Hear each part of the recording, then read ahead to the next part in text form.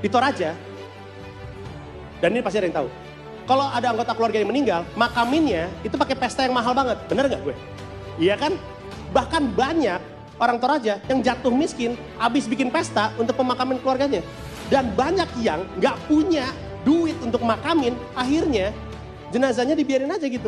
Ini praktek yang umum. Misalkan ada anggota keluarganya meninggal, gak punya duit nih, jenazahnya taruh aja di ruang TV, di ruang tamu gitu. Dan untuk orang keluarganya sih ya biasa-biasa aja, yang anggota keluarga meninggal. Tapi kalau ada yang bertamu kan bingung ya. Nonton apapun di TV berasa horor gitu. Halo, selamat siang Bapak dosen dan rekan-rekan.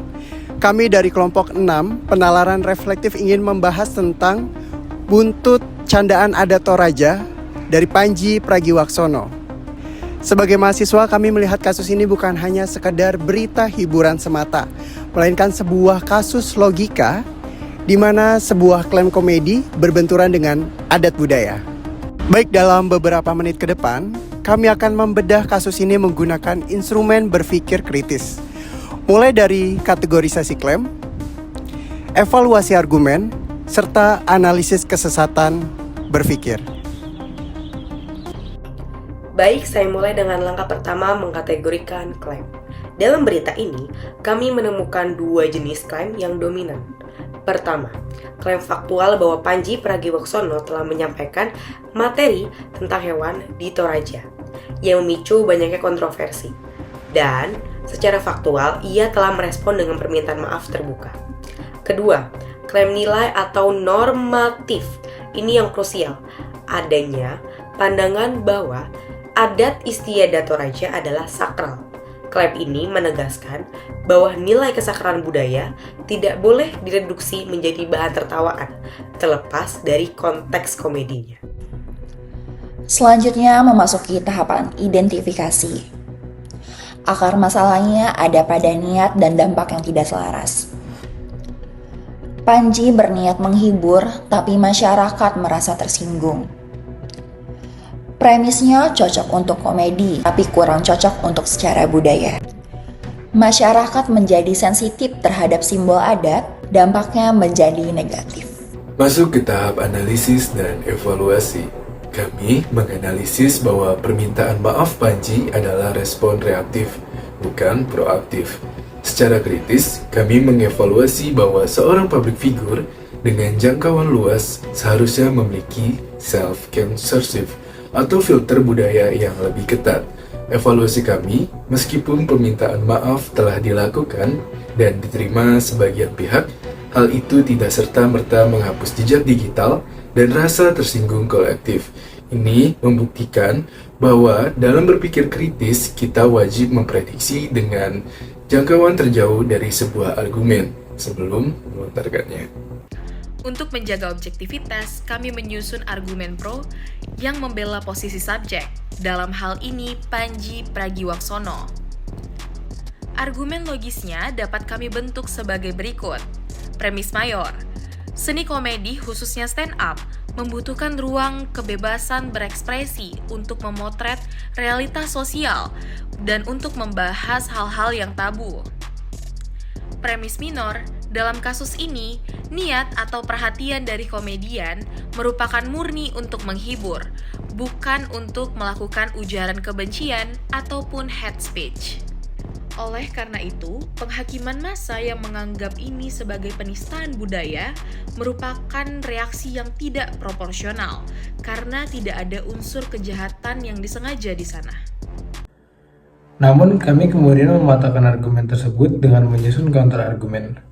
Argumen kami berbunyi, premis 1 yaitu adalah kebebasan berpikir seseorang bisa dibatasi oleh hak kelompok lain untuk menghormati identitas dan martabat budayanya masing-masing. Premis yang kedua, di era informasi yang terbuka saat ini, ketidaktahuan atau ignorance seorang public figure terhadap riset materi tidak bisa dibenarkan secara valid. Sebagai kesimpulan, Panji tetap bertanggung jawab atas kelalaiannya. Permintaan maaf adalah kewajiban moral, namun tidak serta-merta menghapus konsekuensi logis terhadap masyarakat. Selanjutnya, kami membedah kasus ini menggunakan rumus logika deduktif.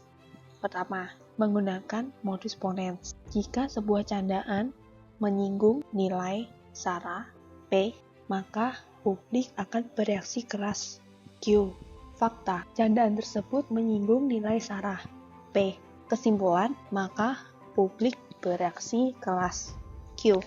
Kedua, menggunakan modus toleransi. Premis, jika komedian melakukan riset budaya secara mendalam.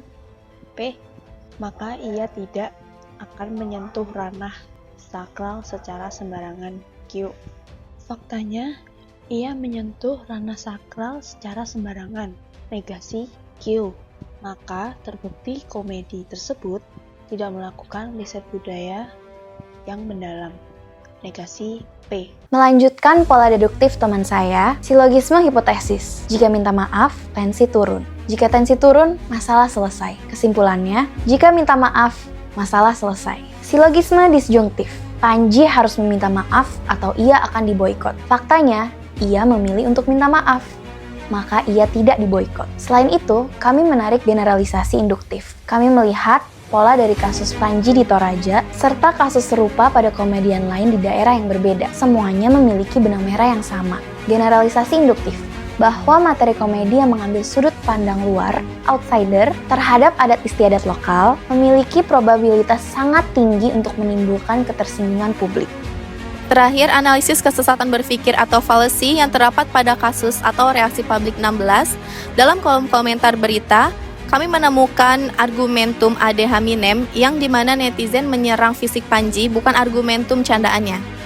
Ada juga appeal to emotion yang dimana argumen valid dikesampingkan semata-mata karena emosi kemarahan. Sebagai penutup, kasus ini mengajarkan kita bahwa berpikir kritis bukan hanya soal logika benar atau salah, tapi juga soal empati dan etika dalam menyampaikan argumen di ruang publik. Sekian presentasi dari kelompok kami, terima kasih.